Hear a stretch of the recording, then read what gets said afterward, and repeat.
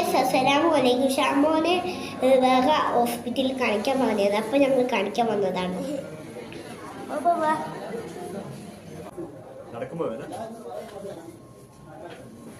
ഓന്റെ കാൽമ നല്ലോണം നീര് വന്നിട്ടുണ്ട്. പിന്നെ ഷാമോനിക്ക് വേദന വന്നാൽ കരയില്ല, നല്ല നീര് വന്നിട്ടുണ്ട് കേട്ടോ. വേദന ആയിട്ടും എൻ്റെ ഷാമോന് ചിരിക്കുന്ന കേട്ടില്ല. എൻ്റെ ഷാമോൻ ഒരു പാവമാണ്.